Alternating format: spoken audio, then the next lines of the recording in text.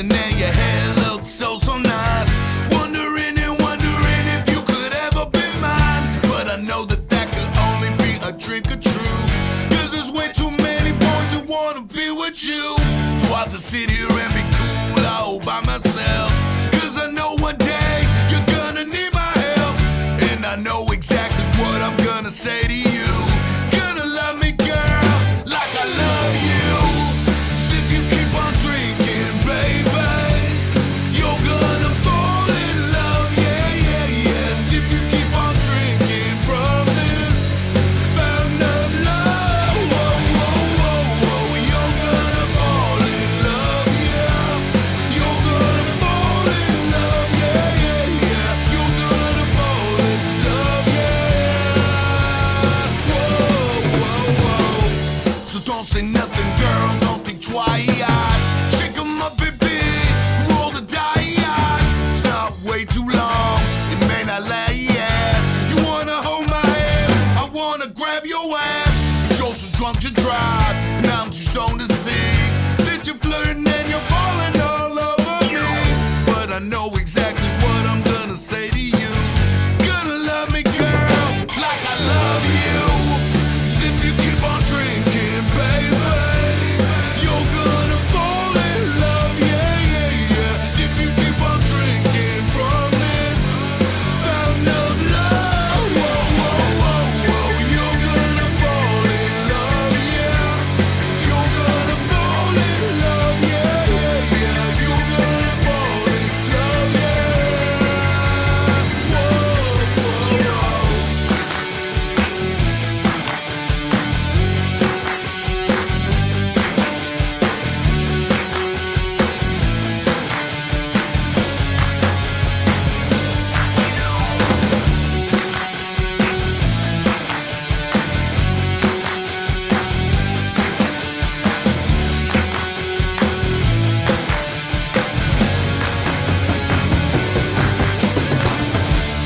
If you keep on drinking, baby, you're gonna fall in love, yeah, yeah, yeah. If you keep on drinking from this fountain of love, whoa, whoa, whoa, whoa, you're gonna fall in love, yeah.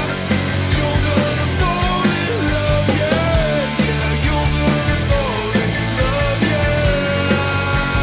Whoa, whoa, whoa.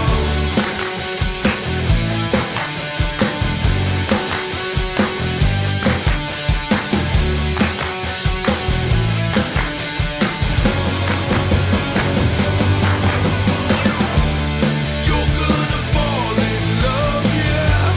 You're gonna fall in love, yeah, yeah. You're gonna fall in love, yeah. Whoa, whoa, whoa. You're gonna fall in love, yeah. You're gonna fall in love, yeah, yeah. You're gonna fall in love, yeah. Whoa, whoa, whoa.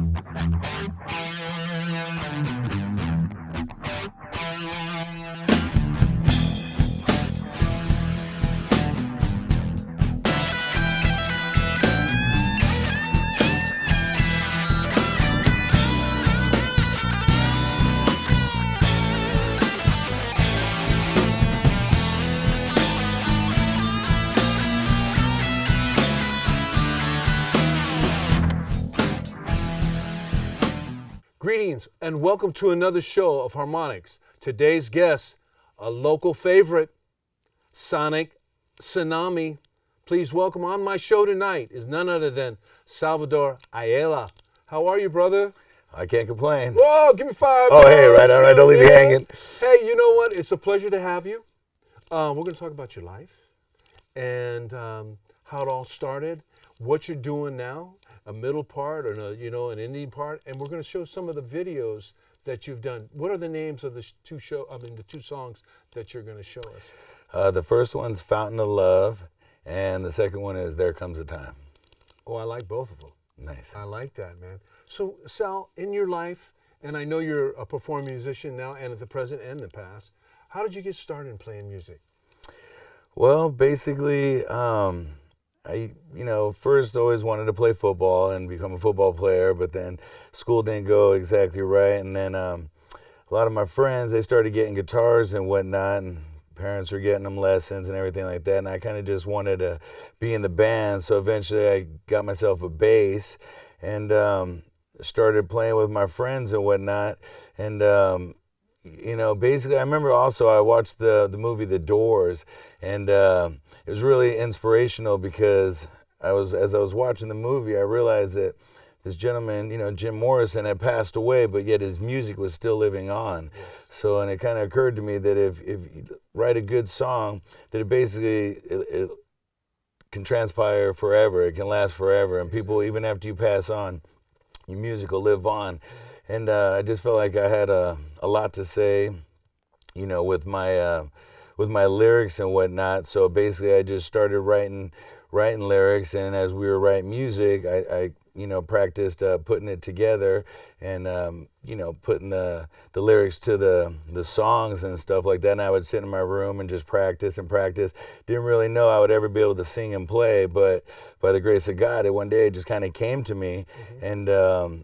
And then it just started pouring out, and then basically I just realized with the music I could actually make a difference in the world. Most definitely. And travel the world, see the world, and inspire people to believe in themselves and to believe in their dreams, and if with the power of God, you can do anything. And most definitely. That's a great answer, what you just said. So your musical instrument, you were saying that you're writing lyrics in your bedroom or in your home somewhere.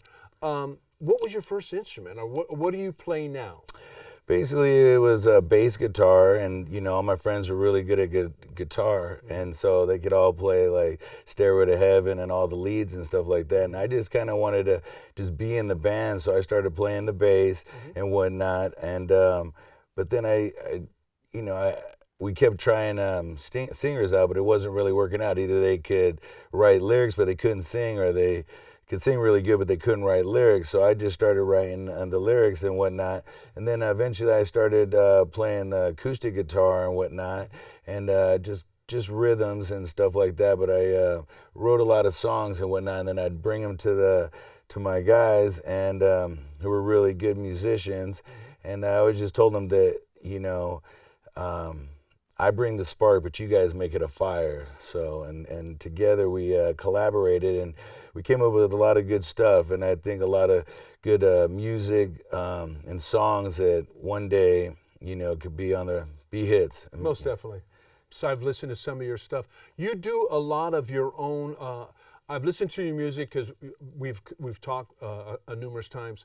I've watched some of your videos. You do that too?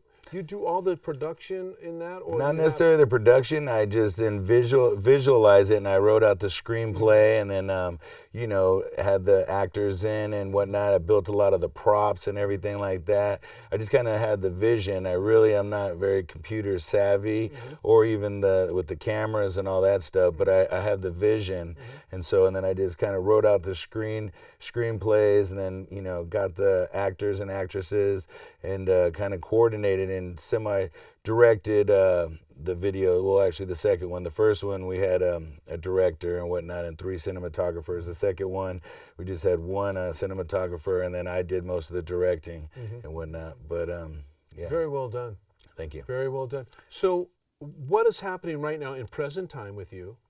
You've been, I think you guys just played a couple of local clubs. Who is in the band now, and how many pieces do you have, are in the band right at this moment? Basically, it's still a power trio. I got Adam Hernandez, he's playing guitar, and I got Ernesto Solarizano. He goes by Neto. He's been in the scene a long time, too. He used to be in a band called Just Us and God's Outlaw and stuff like that. So he just came on board a few months ago, and he's done a tremendous job since he joined the band. And it's just trying to make the dream come true. Quitters never win and winners never quit. So I just never. So what do you see in this pathway that you're moving towards right now? The scene is open up. How was COVID for you? Let's go back to a reality thing. COVID kind of like shut down the whole industry, what we know. How did you basically just create, or were you trying to get out there and play? Because a lot of things were closed. So what were you doing during the COVID time? It's funny that you asked that because basically, I was sitting at home and didn't really have anything going on, but I have a lot of music and whatnot. And so I was sitting at home with my girlfriend and my daughter and, wanting to get something going. So then I went and I found a rehearsal spot over in Fremont, RHL. Okay. And, my buddy Todd, God rest his soul now, passed on, and but talked to him, and he actually had a space available for me, and so he's like, Sal, baby, I got you, just go ahead and get in, moved in, get everything dialed in, and then, you can start paying me next month. And I was like, right on, Todd, I really appreciate that. So basically, I started building this studio. I had got some sound panels from my boss, because we do office modular furniture, and, basically, I remember my girlfriend asked me, and she was just like, well, why are you building a studio when you don't even have a band right now? And then the vision, and I just kind of like how they say in the Bible, build it and they will come, And so basically, and she said, well, who do you want to be in your band?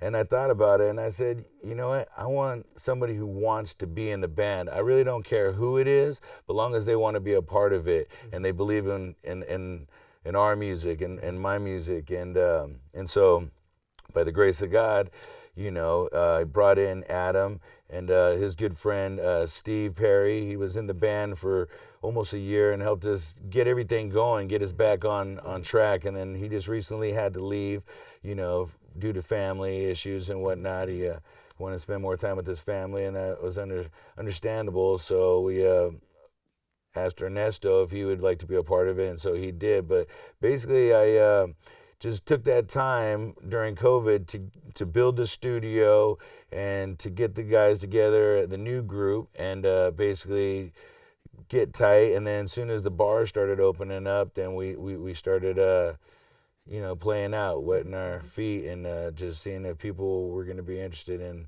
the new stuff. And so far, it's went pretty well. So. Good. So I was just going to ask that. How is the crowd? It seemed like, or the people that are coming in to watch you play, how is that going?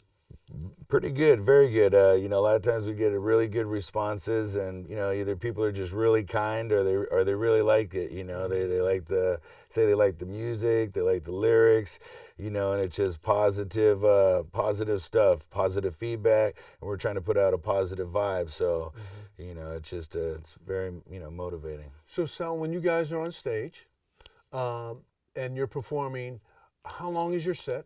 And then are you the only one singing, or you have background, or is it basically just you? For the most part, it's me, but Adam Hernandez, he does do some backups. I keep pushing him to do more because he's actually a really good singer. He's always been the front man for many of his bands in the past. He's always been the lead singer, but now he's always joking that, now I got a lead singer, so why do I need to sing? And he's That's right. And then at the end of practice, I'm always sweating and gasping for air. He's looking at me just laughing, and I'm like, man, he's like, it's funny. So, but he's a really good singer. He's a songwriter himself, and he has quite a catalog of music. Wow. And, I just really appreciate all he's done for me. He's really helped me get things going again, and just getting back out there and making the dream come true. So. Amen to that. So you talked about the Doors earlier, about an inspiration. Who else was some of your inspiration in rock? It could be rock, jazz, classical music, because we've had a lot of different people say all kinds of different things, what influenced them. Who are some of your major influences, and why? Well, influences, I mean, one has got to be Suicidal Tendencies. I just love Suicidal, and it was Robert Trujillo, just seeing him Mexican up there, his long hair, playing the bass, and I'm like, man, I want to be like that guy, and just really liked Mike Muir's lyrics. They're very intense and pretty awesome, and it's one of my first shows, and let's see, and then also like Sublime, I really liked their style, and then their songs, and lyrics and stuff. We had the honor of playing with them towards the end. After Bradley had passed away, but it was Long Beach Short Bus. Eric Wilson and his other band. We got to play with them, and Where'd you play at then? we played with them at Pine Street. Oh, great venue. Yeah, we played with them. And then I remember they played at Roosters as well, and I was working security and stuff, and I was all happy to lead them out of the bus. I'm like, and then some stuff popped off, and the lady's like, "Sal, I need you." I was like, "But wait, I'm waiting to lead the band on stage." She's like, "I need you now." And I'm like, "Oh, whatever." So Right, yeah. of course. So that's interesting. So and the bass players you mentioned Robert Trujillo. Who else has inspired you? Is he your main influence, or who else have you patterned yourself after? I mean, Is it just you that is making your sound? well, for the most part, I mean, there's greats like, Flea and stuff like that, and mentioned some Red Hot great Chili bassists. Pepper, so, but, I really don't put myself up in that Category? Exactly. I kind of just, like I said, I always just, I keep the root notes, and play and just, focus on the vocals and whatnot. Some people give me props on my bass playing. Some people are like, I see some other guys, I'm like, wow, that guy could really play the bass, to me, it was like being able to play and sing was always just, Hard. yeah. It's very hard. So I just took that as like, okay, I'm not going to be able to do all this crazy stuff on the bass, but as long as I can get the vocals out there and get the message across, because that was the big thing, is putting out the message. For me, who's a vocalist, people go, why don't you play your guitar or something like that? And I'm the same way. I'm a scratch player. I don't think so. I wouldn't want to do that because, first of all, even though I do want to do it, I do play harp, but it would be like for me trying to sing and make pancakes at the same time. It's just impossible for me. It's not impossible, but I'd rather just leave it to the guys that, Derek Masho on guitar and, Ken Yetzny on bass. It's easier that way when it's just like how you said. It is rather hard, and it took you, like you said, it took you a little while, didn't it? Yeah. When you're okay, what is your rig? What's your instrument, and what do you have behind you? Got a Music Man Stingray. Watching Alice Cooper one time, and then I just like the bass player was just jamming, and I'm like, man, that bass sounds awesome, and I'm like, what kind of bass is that? And then I realized, that it was a Music Man, and I'm like, I want that. I want to have that kind of sound, and then basically I got an Ampeg 410. I used to have an 810, but then that thing was just too much lugging around all the it's time. heavy. Exactly. So I'd like break my back before just getting it to the show, and I'm like, oh man, this is just too much. And then people are, like, kind of, you guys are a little loud. Maybe you might want to turn down. I'm like, okay. So I figured, we probably don't need that much, playing some smaller venues here and there. So I got the 410, Ampeg 410, and then I had a Gallon Kruger RB 400, but recently it kind of faded out on me, and one of my neighbors in the studio, this guy, he hooked me up with this Carvin, so I've been playing through the Carvin, and it sounds pretty good. It's a good amp. Yeah, I just I really should take it to the next level, but I mean it's been working for me, so and then my buddies, they turned me on to this one, the bass player from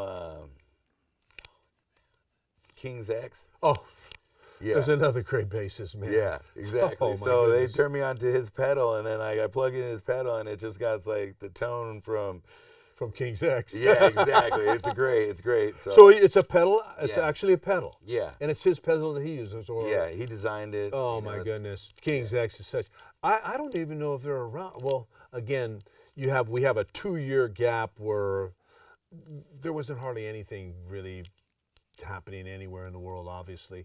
But that's a great band. Yeah. A great bass player. Man, you've mentioned some really tremendous bass players, man. They're great, man. Nice. And I know for you, so when you're at home too, do you practice by yourself a lot, or in writing lyrics and things like that, like you said? Yeah, mainly when I do, I play my acoustic. I play my acoustic a lot, and I write a lot of the songs on the acoustic, and then, I'll bring it to the guys, and then, we'll formulate something after that. I kind of show them where the idea derived from, and the basic chords, and then, and then the guitar player, like my old guitar player, Jeff Svensgaard, he was just really good at, I just would bring him an He's locked idea. Yeah, and he would just, just turn something magical, and even Adam, just I'm like, man, stuff that I could never even really think of, to play on guitar. When you have a partner in music that can identify where you're trying to feel, and then they could just kind of rip around it, and the next thing you know, you go, hell, I got a song. Exactly. You got a song. So when you're doing that and you're playing, is that just the two of you, or is it with the whole? Sometimes you create with the band all together. Most of it I'll do it by myself, and then bring it to the guys and whatnot. And sometimes we'll just jam out, and just start, playing something new. And a lot of times if you have the tape recorder recording and stuff like that, then you go back and you listen to it and say, that sounded pretty cool. That's how a lot of the songs originally came about, just scratch. Jamming. Yeah. Just scratching, man.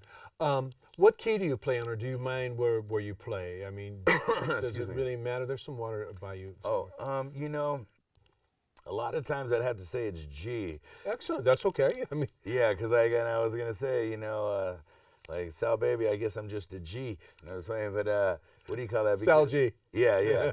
And because I noticed a lot of songs are in G, and I'm like, my friends are like, man, that's in G. Oh, that's in G too. And I'm like, okay, well, I guess that's just what I write in, But no problem. Yeah. So just to give you a background on that, you should tell your friends that George Gershwin, one of the great songwriters of our time, right, wrote in F sharp. All the songs were in F sharp. Oh, really? So, but he transposed them. Other people could transform to any key, but he always actually wrote all his songs in the key of F sharp. Interesting. Yeah. So when somebody said, "Man, Sal, you're always in G," and you should answer, the reason why it's in G is because this song is very good, and good starts with a G. There you go. Nice. So in the meantime, you guys are starting to play out, right? Yeah. Definitely. How's that feel? Feels great. We just had one of our best shows in a long time. We were actually filming for the video, the video we're finishing up right now, and man, we just packed the house. There were so many people there, and it's just such a great feeling. It sure is. See all your friends there, and then people that you don't know, but they're enjoying the music, and yeah, it's just a great feeling, And then when you got your sound man there, we have a friend, Tim, who's been doing our sound, Tim Bream. Yeah, he got a studio too. And he actually recorded the song, There Comes the Time for Us, and helped produce it, did a really good job. So he's been doing our sound. He's been traveling with us and whatnot. And it's just night and day when you have a good sound man there, I mean, you don't have nothing to worry about. It's just like, just go out there and do what you do, interact with the crowd, and relax while you're playing. Now you're relaxing and really playing the stream. Yeah. That's really, really cool to have somebody like that. Where did you get the name, and who thought of the name Sonic Tsunami? Well, I knew that a question might come up too. Have to give credit to a buddy at my old job. His name is Vaughn Rhodes, and we were working together, and the old band was the Stone Messiahs, and just that was for 10 years we had the name, and I wanted something new and fresh, without any sort of controversy. People would always ask me, oh, don't you think you're being blasphemous, or all this stuff, and I was like, I just want something about the music. And so sitting there, we're brainstorming, we're at work, and I'm like, hey Vaughn, because he's really into the Beatles, he's really into music. I mean, he really he motivated me a lot, and so I was just like, we'd sit there and talk music for hours at work and whatnot. I said, hey Vaughn, one day I'm like, I need to come up with a new name, help me think of a new name, and then by golly, I'm pretty 100%, almost 100% sure, because I know I might have thought a part of it, but then like he was just like, Sonic Tsunami. Oh my God! I was like, that's incredible. I was like, wait a minute. I think that might be it. I think that might be it. It just kind of just rolls out. I like the artwork too. That Sal, it's been a great to interview you, man. Time flies when you're on the show. We're going to be showing 2 of Sal's music videos, because he says, Greg, it's about the music when we were talking on the phone. This guy has so much energy, and when you talk to him on the phone, he gives you that energy. Sal, it's been a pleasure having you on my show. I hope you to come back again. I would like to have you come back. Definitely, definitely. And maybe Blue Voodoo and Tsunami will play a show together in the future. But Sure. man, you are full of energy. I like your whole atmosphere. So what we normally do, we just give a shout out to all our friends. Thank you. Sal, thanks you. And we're going to give you a little kiss to all our fans. And thank you again. This is Gregory Correa. Bay Area. Bay Area, San Francisco Bay Area. Peace and love to all of you. Yes. Peace. Hang loose, baby.